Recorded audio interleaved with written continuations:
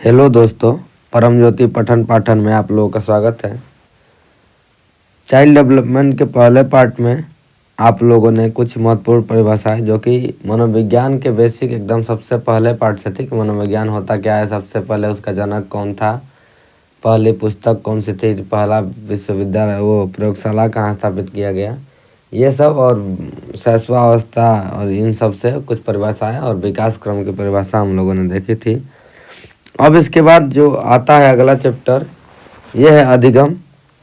और ये चैप्टर इतना इम्पोर्टेंट है, अगर ये चैप्टर आप लोगों का मनोविज्ञान में क्लियर हो गया, ये चैप्टर अगर आप लोगों का मनोविज्ञान में क्लियर हो गया तो आपका 30 नंबर में से 15 से 17 नंबर तक का सिलेबस, 15 नंबर तक का लगभग ये सिलेबस कवर करता है।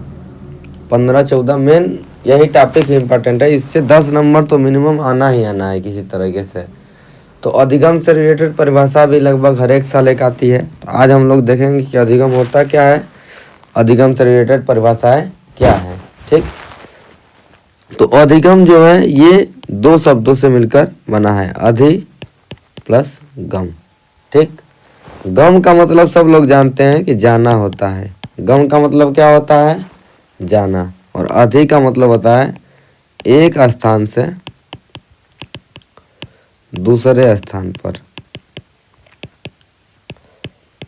ये इसीलिए बताया जा रहा है कि एक स्थान से दूसरे स्थान पर जाना, जाते किस लिए हैं हम लोग, एक स्थान से दूसरे स्थान पर शिक्षा लेने, जैसे विद्यालय में जाते हैं ना शिक्षा लेने, तो ये दिया गया है कि विद्यालय द्वारा सीखा गया ज्ञान, विद्यालय द्वारा सीखा गया ज्ञान किस प्रकार की प्रक्रिया है। ऑप्शन दिया था ए अर्जन, बी अधिगम, सी ए एन बी दोनों, और डी दिया था इनमें से कोई नहीं। जो इस प्रकार के क्वेश्चन का आंसर होता है कि विद्यालय द्वारा सीखा ज्ञान, यानी कि हम लोग एक स्थान से कहाँ जाते हैं, दूसरे स्थान पर, यानी विद्यालय में, वहाँ पर जो ज्ञान करते हैं वो क्या होता है, अधिगम। तो इसका आंसर क्या होगा, अधिगम। इस क्वेश्चन का मतलब ये था, एक बार पहले आया भी है पेपर में कि विद्यालय द्वारा सीखा ज्ञान किस प्रकार का होता है, तो ये अधिगम है। ठीक, अर्जन क्या होता है, वो घर परिवार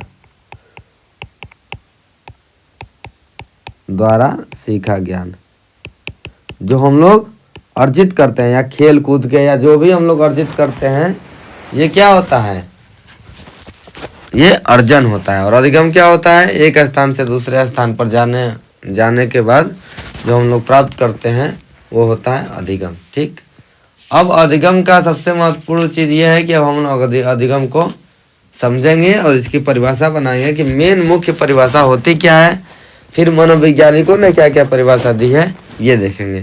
जैसे कि एक ये है मनुष्य, ठीक, ये हो गया मनुष्य हो गया। ठीक, ये करता है तमाम प्रकार की क्रियाएं, जीवन में क्या करता है, क्रियाएं। क्रिया का मतलब क्या होता है, व्यवहार करता है। ठीक, और ये क्या करता है, व्यवहार में क्या करेगा, कभी कभी करेगा अभ्यास, फिर करेगा प्रशिक्षण लेगा कहीं, फिर धीरे धीरे इसको अनुभव भी होगा। ठीक, व्यवहार तो इसी प्रकार का रहेगा, अभ्यास करेगा किसी चीज का बार बार, प्रशिक्षण लेने जाएगा और अनुभव लेने जाएगा, और इसके कारण व्यवहार से क्या होगा, इसके जीवन में परिवर्तन। क्या होगा, परिवर्तन। तो ये परिवर्तन अगर अस्थाई हो जाएगा, यानी कि ये परिवर्तन अगर अस्थाई हो जाएगा, तब हम लोग कहें कि नहीं ये कुछ सीख गया है, ये कुछ सीख गया है।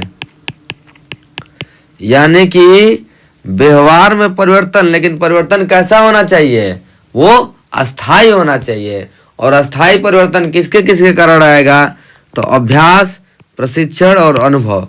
यहाँ पे हम लोग एक चीजें लिखेंगे, क्या, व्यवहार के बारे में। परिभाषा अधिगम के लिए पहले इसके शर्त अगर हम लोग बनाएंगे, शर्तें, पहला क्या होना चाहिए, अधिगम,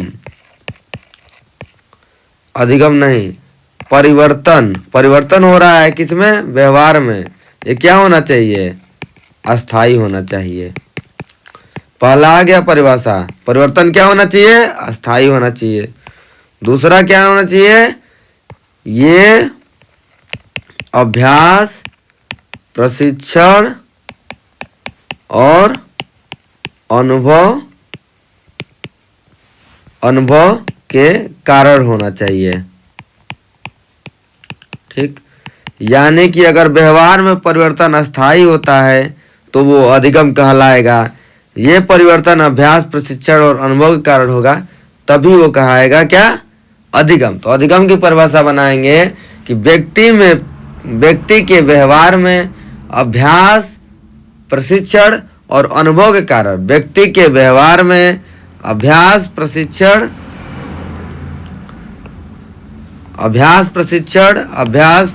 और अनुभव के कारण होने वाले परिवर्तन नहीं, अस्थायी परिवर्तन को अधिगम कहते हैं। ठीक, अब ये आता है, एक बार क्वेश्चन पूछ दिया था। पहले तो ये देखते हैं कि व्यवहार के में जो परिवर्तन होता है ये किन किन कारणों से आता है। ठीक, यहाँ देखते हैं, जैसे व्यवहार में परिवर्तन आएगा तो किसके कारण आएगा, जैसे आदमी परिपक्व होगा तब भी आएगा व्यवहार में परिवर्तन। ठीक, बीमारी हो जाएगी तब भी व्यवहार में परिवर्तन होगा। व्यवहार में परिवर्तन आएगा कि नहीं आएगा, बीमारी हो जाएगी तो। थकान हो जाएगा तब भी व्यक्ति का व्यवहार बदलेगा। ठीक, इसके कारण मादक पदार्थों का सेवन,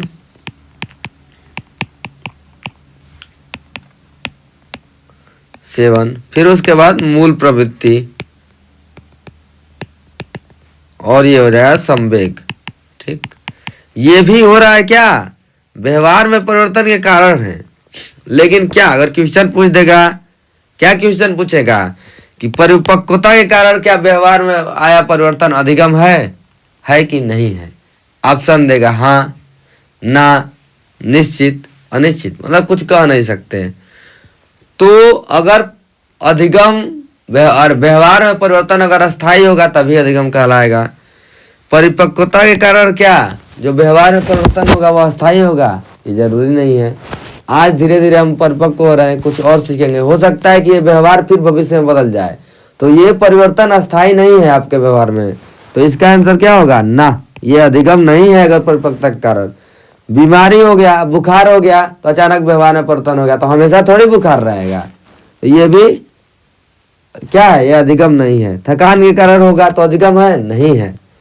मादक पदार्थों का सेवन, कुछ आदमी पी लिया तो उसके कारण अब व्यवहार में आ गया परिवर्तन, तो ये क्या अस्थायी नहीं है। तो अस्थायी नहीं है तो क्या है, ये अधिगम नहीं है। यानी कि अगर ऐसे क्वेश्चन है कि इसके कारण अगर व्यवहार में परिवर्तन आया है तो अधिगम है कि नहीं है, तो नहीं है। अब इसके बाद यानी ये अस्थायी होना चाहिए। अब हम लोग अभ्यास करते हैं, बार बार किसी सवाल को लगाते हैं तो हमारे व्यवहार में परिवर्तन हो जाता है। इसीलिए कहा जाता है कि आप लोग प्रैक्टिस करिए क्वेश्चंस की, जितना प्रैक्टिस करेंगे तो वो व्यवहार में आ जाएगा आपके। जब व्यवहार में आ जाएगा तो आप भूलेंगे नहीं। ऐसे बहुत सी चीजें बचपन से आप लोग कभी नहीं भूलते हैं, तो ये क्या है, अभ्यास की वजह से, प्रशिक्षण की वजह से, या कई चीजें आप लोग जो अनुभव लेते हैं तो वो भी नहीं भूलते हैं। तो यही कहा गया है कि 3 चीजों के कारण अब ये जो परिवर्तन है यही क्या है, अधिगम है। तो अब अधिगम बहुत अच्छे से आ गया होगा समझ में। अब अपने नॉलेज को बढ़ाएंगे और देखेंगे इससे परिभाषा है जो कि हर एक बार लगभग 5 बार पेपर होगा तो 4 या 3 बार तो पक्का ही अधिगम के चैप्टर से ही परिभाषाएं पूछ ली जाती है। इसीलिए ये चैप्टर बहुत ही ज्यादा इंपॉर्टेंट है। तो पहला ही परिभाषा जो हम लोग अभी पढ़े हैं कि व्यवहार में परिवर्तन होगा वो होना चाहिए अधिक, मतलब क्या, अस्थायी होना चाहिए, ये होगा। तो ये आ गया कि एक वैज्ञानिक थे। अब वैज्ञानिक इसी बात को अलग अलग तरीके से कहेंगे। ये पहले वैज्ञानिक हैं जिन्होंने कहा कि अनुभव और प्रशिक्षण के कारण व्यवहार में परिवर्तन अधिगम कहलाता है। तो ये आ गया। इन्होंने क्या किया, अभी पढ़े थे अनुभव, प्रशिक्षण और अभ्यास। इन्होंने क्या किया कि अभ्यास को हटा दिया। क्या किया, अभ्यास को इसमें से गायब कर दिया है बस अपने परिभाषा में। तो ये किन्होंने कहा था, ये देखना है। एक वैज्ञानिक है, इन्होंने कहा कि व्यवहार के कारण हम लोग अपना व्यवहार करते हैं डेली डेली, और उसकी वजह से अगर व्यवहार में परिवर्तन आ जाता है तो ये क्या कहलाता है, अधिगम। एक वैज्ञानिक का है कि आदत, अभिवृत्ति और ज्ञान, इसका हम लोग अर्जन करते हैं। जैसे आदत का अर्जन, ज्ञान का अर्जन कर लेते हैं। अभिवृत्ति क्या, आदत कुछ हम लोग सीख जाते हैं, डेली करते करते करते करते हम लोग आदत सीख जाते हैं। कुछ वैज्ञानिक आए तो इन्होंने कहा दिया कि ये अधिगम है। कुछ वैज्ञानिक आए, उन्होंने कहा कि अधिगम विकास की प्रक्रिया है, यानी विकास जैसे जैसे होता रहता है वैसे वैसे अध्ययन अधिगम चलता रहता है। फिर जब हम लोग अधिगम करते हैं तो कुछ नया ज्ञान सीखते हैं। तो एक वैज्ञानिक आए, इन्होंने कहा कि नवीन ज्ञान और नवीन प्रतिक्रिया का अर्जन, ये हो गया अधिगम। फिर एक और वैज्ञानिक आए, उन्होंने कहा कि व्यवहार में उत्तरोत्तर अनुकूलन, यानी कि जैसे जैसे हम लोग व्यवहार करते जाते हैं हम लोग चीजों के साथ अनुकूलन सामंजस्य बैठाते रहते हैं, तो वो भी एक अधिगम है। यानी हर एक वैज्ञानिक उसी चीज को अलग अलग तरीके से कहेगा। फिर एक और वैज्ञानिक आए कि नवीन एवं अस्थायी परिवर्तन के अंतर्गत सीखने की प्रक्रिया है। लेकिन ये जो डिफिनीशन है ये किसका किसका है, ये हम लोगों को याद रखना है। तो जो पहला डिफिनीशन है अनुभव और प्रशिक्षण के कारण, जो कि मेन डिफिनीशन हम लोग यहाँ पे अपना बनाए थे कि अभ्यास, प्रशिक्षण और अनुभव के कारण जो व्यवहार में परिवर्तन होता है, जो मेन डिफिनीशन है वही अधिगम कहलाता है। वही जो मेन डिफिनीशन दिया था वो किसने दिया था, गेट्स ने। क्या ही दिया था, गेट्स। तो गेट्स का जो है परिभाषा वो है मेन डिफिनीशन, गेट्स हो गया। अब व्यवहार के कारण व्यवहार में परिवर्तन, व्यवहार के कारण व्यवहार में परिवर्तन, ये किसका है, तो गिलफोर्ड का, गिलफोर्ड का। ग से गिलफोर्ड, ग से गेट्स। पहली दो परिभाषा ये हो गई। हम लोग क्या पढ़ते हैं, अनुभव, प्रशिक्षण और अभ्यास के कारण व्यवहार में परिवर्तन। ठीक, तो अनुभव, प्रशिक्षण, अभ्यास को अगर हटा देंगे तो ये आ जाएगा गेट्स का परिभाषा, और ये आता है व्यवहार में परिवर्तन। तो व्यवहार के कारण व्यवहार में परिवर्तन आएगा तो ये आ गया गिलफोर्ड। ये दोनों परिभाषाओं को एक साथ याद करेंगे। ठीक, अब तीसरा परिभाषा है आदत, अभिवृत्ति और ज्ञान। इसका मतलब ए मतलब आदत, ए मतलब अभिवृत्ति, जी मतलब ज्ञान। इसको याद कर सकते हैं ए जी मतलब आग। ठीक, या इसको कह सकते हैं ए जे, कोई लिख देगा ज्ञान को तो आज लिख सकते हैं ए जे। तो यानी कि कोई दो चीज है जिनका नाम दो है, एकदम सेम नाम है, उन्होंने तीन चीजें बताई हैं, इसको ऐसे याद रखेंगे। तो दो चीज ऐसे नाम कौन है एक मनोवैज्ञानिक का, क्रो एंड क्रो। और क्रो एंड क्रो ने ही 20वीं सदी को बालकों का काल कहा है, ये अभी पिछले वीडियो में जस्ट हम लोगों ने पढ़ा है। और व्यवहार का शब्द का प्रयोग किसने किया था, तो विलियम मैकडूगल ने, ये भी हम लोगों ने पिछले वीडियो में पढ़ा है। विलियम मैकडूगल ने किस बुक में किया है व्यवहार शब्द का प्रयोग, तो वो है आउटलाइन ऑफ साइकोलॉजी में किया था। ये हो गया। साइकोलॉजी की पहली पुस्तक कौन थी, तो रूडोल्फ गार्किल की साइकोलॉजिया थी, ये भी हम लोगों ने पिछले वीडियो में पढ़ चुका था। आधुनिक मनोविज्ञान के थे जनक विलियम जेम्स, उनकी पुस्तक थी प्रिंसिपल ऑफ साइकोलॉजी। ये तीन बुक हम लोगों ने पिछले वीडियो में पढ़े थे, उसका रिवीजन हम लोगों ने कर लिया। अब अधिगम विकास की प्रक्रिया, व से विकास, व से क्या होता है, विलियम वुडवर्थ। ठीक, व से विकास और व से विलियम वुडवर्थ, विलियम वुडवर्थ। तो ये परिभाषा और ये परिभाषा दोनों क्या है, विलियम वुडवर्थ की। अधिगम विकास की प्रक्रिया है और नवीन ज्ञान का अर्जन ही विकास है, ये हम लोगों ने कहा था विलियम वुडवर्थ का। विलियम वुडवर्थ का पिछले वीडियो में विकास क्रम की परिभाषा दी गई थी। आत्मा का विज्ञान, आत्मा को त्यागा, मन को छोड़ा, चेतना खोई और फिर व्यवहार की विधि को अपनाता है, तो ये विलियम वुडवर्थ ने कहा था। विलियम वुडवर्थ से एक और चीज हम लोगों ने सीखा था कि विलियम वुडवर्थ ने कहा था कि विकास इज इक्वल टू वंशानुक्रम इनटू वातावरण। और ये तीसरा परिभाषा हम लोग विलियम वुडवर्थ का पढ़ रहे हैं अधिगम में। तो चीजों को जितना रिलेट करेंगे, याद करेंगे, उतना ही चीजें हम लोग को ज्यादा याद होंगी। ठीक, अब ये आता है व्यवहार में अनुकूलन। ठीक, उत्तरोत्तर अनुकूलन, ये भी बहुत इंपॉर्टेंट है। ये है स्किनर का, ये है किसका, स्किनर का।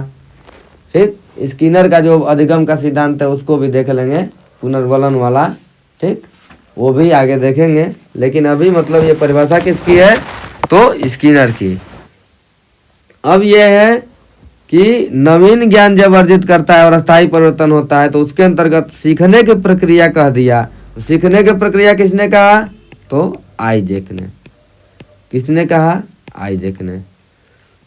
अभी हम लोगों ने यहाँ पे कितनी परिभाषा पढ़ी, ठीक, 5 परिभाषाएं हैं या 6 परिभाषा। इसको हम लोग कैसे करेंगे, बार बार, एक बार आंख बंद करेंगे, खुद बोलेंगे, खुद से जितना बार बोलेंगे, जितना बार प्रैक्टिस करेंगे। हम लोगों ने पढ़ा था कि व्यवहार में परिवर्तन होगा, अगर अस्थायी होगा तो वो होगा, अधिगम होगा। फिर हम लोगों ने पढ़ा था कि ये परिवर्तन अगर अभ्यास, अनुभव और प्रशिक्षण के कारण होगा तो ये होगा, अधिगम होगा। अब इसमें से हम लोगों ने अगर परिभाषा में से, मेन परिभाषा में से अगर अभ्यास हटा दिया था तो वो परिभाषा थी गेट्स का, और ये होता है व्यवहार में अस्थायी परिवर्तन। तो व्यवहार के कारण जो व्यवहार में परिवर्तन था वो था गिलफोर्ड का। क्रो ने आज 3 चीजें बताई थी, ए जे मतलब आदत, अभिवृत्ति और ज्ञान का अर्जन ही अधिगम कहलाता है। ये हो गया अधिगम विकास की प्रक्रिया, व से विकास, व से विलियम वुडवर्थ। ये हम लोगों ने कहा था कि अधिगम विकास की प्रक्रिया है ये, और नवीन ज्ञान, नवीन प्रतिक्रियाओं का अर्जन, ये भी विलियम वुडवर्थ ने कहा था। व्यवहार में उत्तरोत्तर अनुकूलन है, ये है स्किनर का। और व्यवहार में जो नवीन ज्ञान और अस्थायी ज्ञान हम लोग प्राप्त करते हैं वो उसके अंतर्गत सीखने की प्रक्रिया कहा था किसने, तो आइजैक ने। अब इसके बाद ये अधिगम से रिलेटेड हो गई परिभाषा याद, और ये हो गया अधिगम का कंसेप्ट। ज्ञान का अर्जन किसे कहते हैं ये भी हो गया। अब इसके बाद अधिगम के सिद्धांत, ठीक, इसमें 2 प्रकार के सिद्धांत हैं। इसमें होता क्या है ये बेसिकली हम लोग देखेंगे। तो पहला सिद्धांत है व्यवहारवादी सिद्धांत, ठीक। तो ये किसको किसको महत्व देते हैं, इस पे भी डायरेक्ट क्वेश्चन बन सकता है, ठीक। तो ये किसको महत्व देते हैं, अधिगम के सिद्धांत वाले। पहला ये महत्व देते हैं पुनर्बलन पे, ठीक, पुनर्बलन पे। इसके मनोवैज्ञानिक कौन कौन से हैं इसमें, व्यवहारवादी में पावलोव, पहले तो व्यवहारवाद का जनक है वाटसन, ठीक। अब इसके सपोर्टर कौन कौन से हैं, पावलोव हो गया, स्किनर हो गया, थॉर्नडाइक हो गया, सीएल हल हो गया, ठीक। ये वैज्ञानिक कौन है, व्यवहारवादी। संज्ञानवादी में कौन है, तो मैक्स वर्दिमर, यही है संज्ञानवादी सिद्धांत के जनक या गेस्टाल्टवाद के जनक, ठीक। इसको कहते हैं गेस्टाल्टवाद सिद्धांत, गेस्टाल्टवाद सिद्धांत। इसमें कौन, मैक्स वर्दिमर आ गए, कोहलर, कुटलेविन, कोप्फा, ठीक। इनके सिद्धांतों को भी हम लोग पढ़ेंगे बाद में, लेकिन अभी देखते हैं इन किसको किसको महत्व देते हैं। ये पुनर्बलन पे देते हैं, अनुक्रिया मतलब क्रिया करके सीखने पे महत्व देते हैं। तीसरा चीज इसमें है महत्वपूर्ण उद्दीपक, और चौथा है अभिप्रेरणा, ठीक, ये महत्व देते हैं, ठीक। ये किसको महत्व देते हैं, संवेदना, ठीक, प्रत्यक्षीकरण, फिर संज्ञान और समस्या समाधान, ठीक।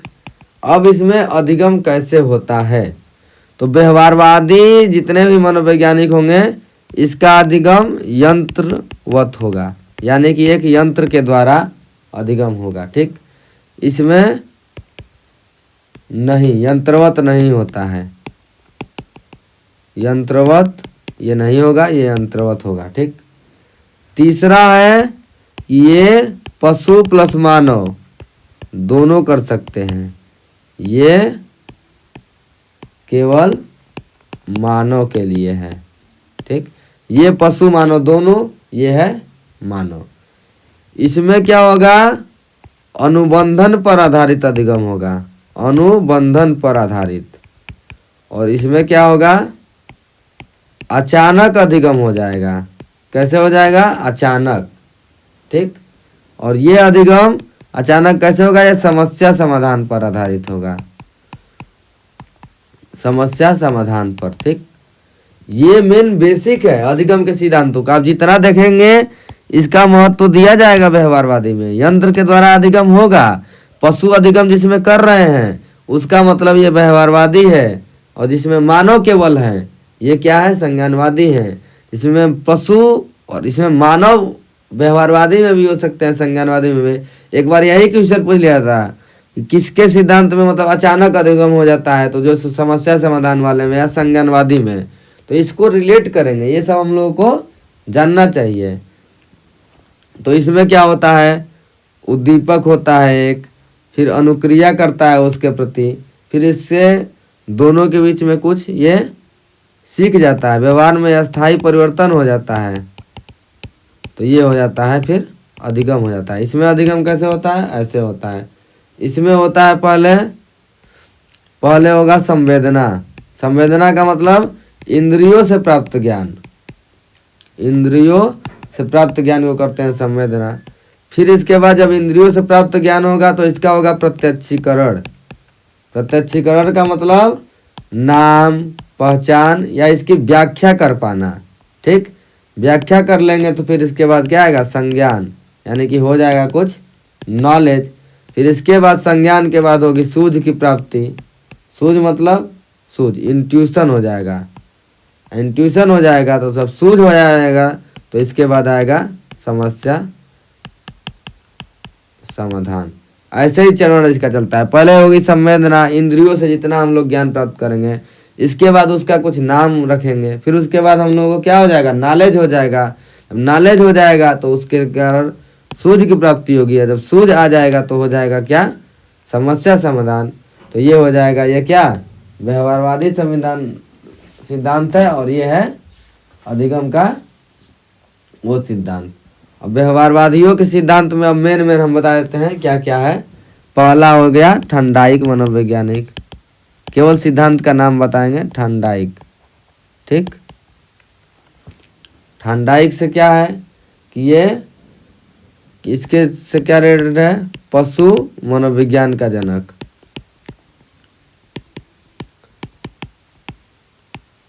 ये सब छोड़िए, अब इसके हो जाता है, इन्होंने क्या दिया था, 3 मुख्य नियम और 5 गौण नियम। तो इसको देख लेंगे। 3 मुख्य नियम में क्या क्या है, अभ्यास का नियम, ये हो जाएगा। दूसरा हो जाएगा पुरस्कार व दंड का नियम। तीसरा हो जाएगा तत्परता का नियम। ये आप लोग पढ़ लीजिएगा, बस ये रिवीजन है कि ये है। इसमें 5 तो कौन कौन सा है, बहु क्रिया का नियम, फिर दूसरा आ जाता है आंशिक क्रिया का नियम,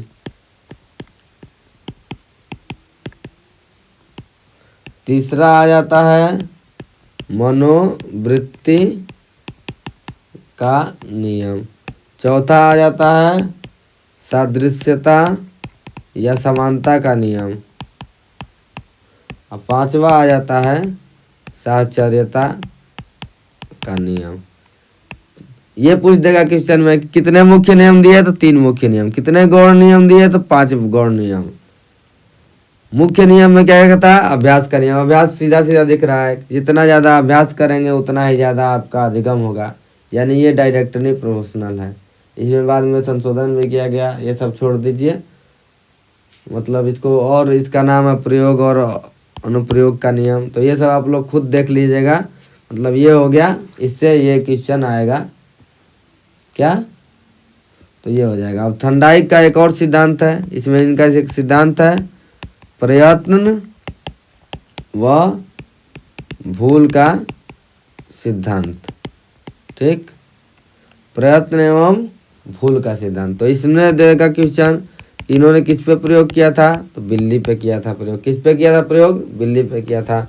तो इस सिद्धांत के भी कई नाम है, संबंधवाद का सिद्धांत, उद्दीपक अनुक्रिया का सिद्धांत, प्रयास एवं त्रुटि का सिद्धांत, फिर इसका बहुत ही नाम है संयोजनवादी सिद्धांत, सामान्य। इसको मतलब अब इतना टाइम नहीं है कि अब सही से पढ़ाया जाए, आप लोग खुद पढ़ चुके होंगे, बस ये केवल एक नाम है कि किस पे प्रयोग किया था।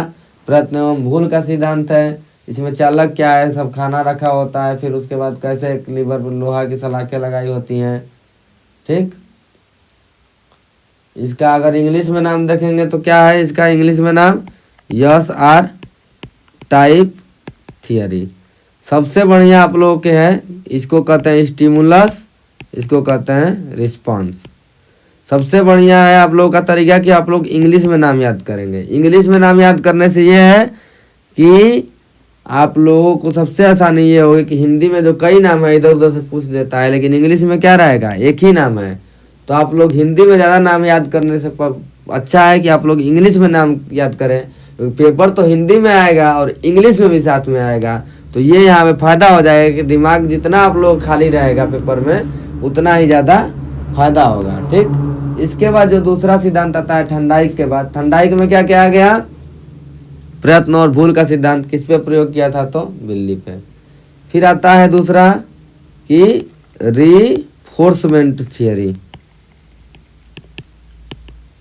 या पुनर्बलन, तो ये किसका है, कौन दिया था, ये दिया था सीएल हल ने, सीएल हल ने दिया था। किसने दिया था, सीएल हल ने। अब यहाँ पे एक क्वेश्चन हम लोग यहाँ पे एक देख लेते हैं कि क्वेश्चन आएगा पुनर्बलन का सिद्धांत दिया, तो आंसर होगा सीएल हल।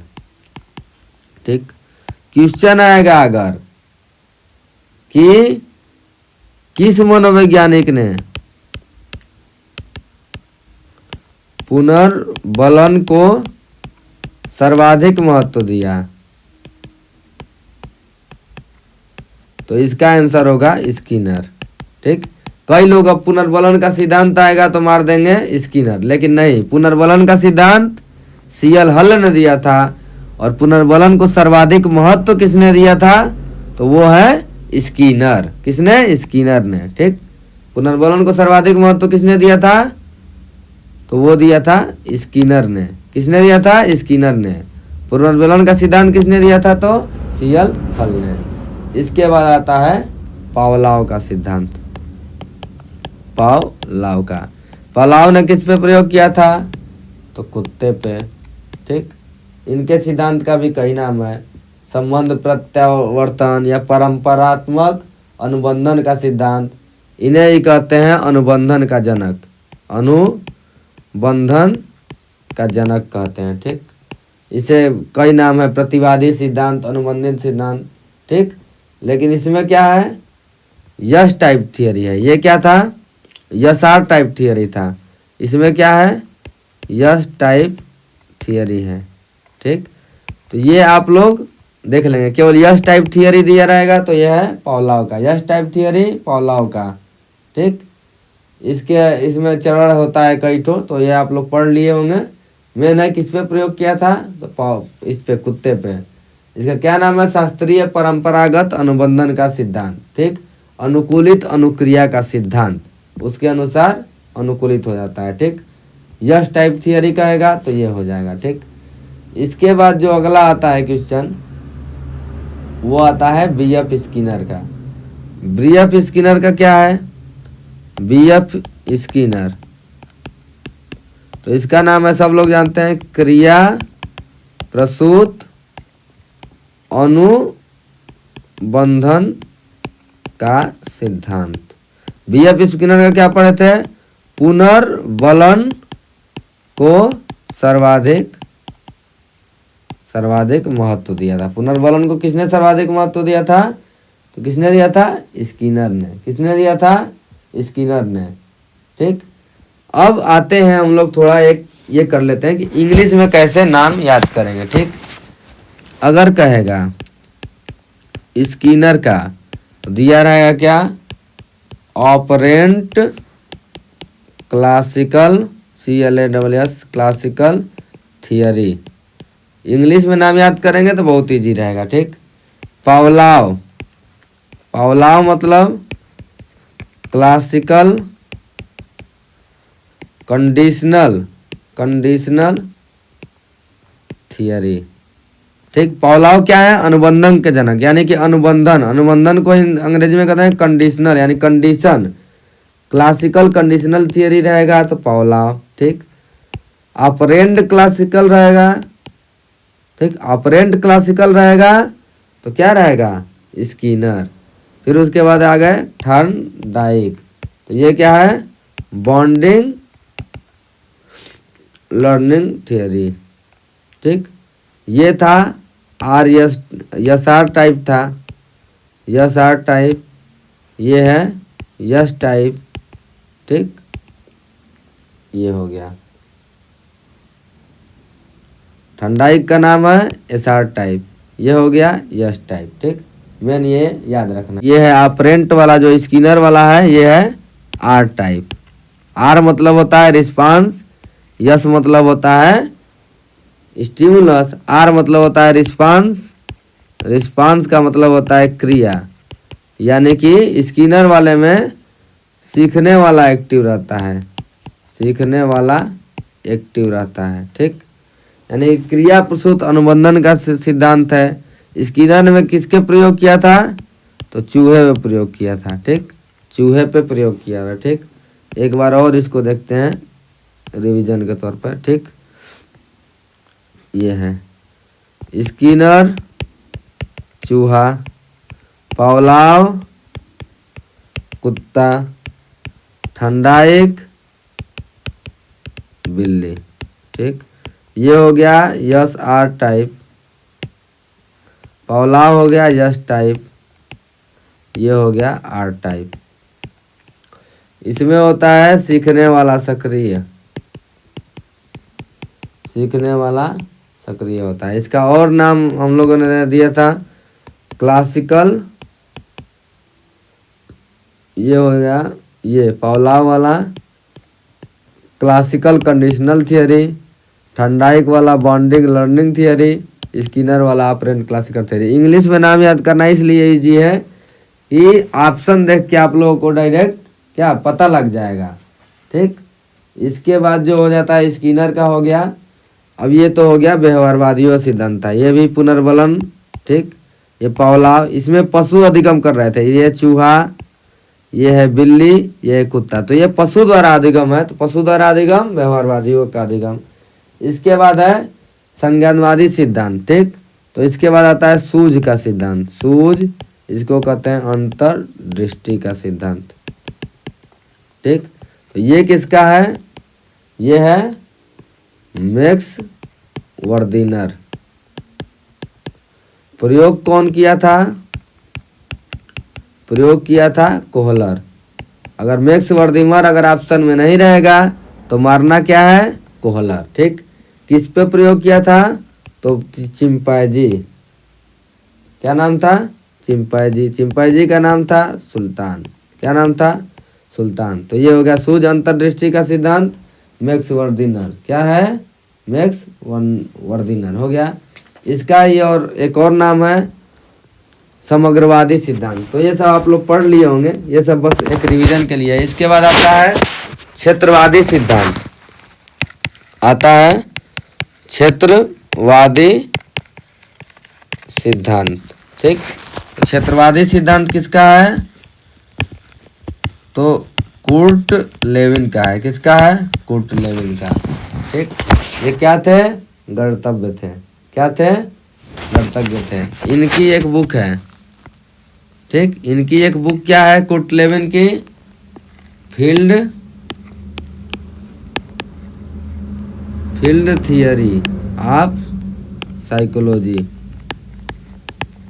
ये चौथी बुक बता दिए। फील्ड थियरी ऑफ साइकोलॉजी किसकी है? कुर्ट लेविन की। फील्ड थियरी ऑफ साइकोलॉजी किसकी है? कुर्ट लेविन की। इनका सूत्र क्या है? एक कि व्यवहार इज इक्वल टू होता है क्या? पर्सन यानी कि व्यक्ति इंटू वातावरण। कुर्ट लेविन का एक फार्मूला क्या है?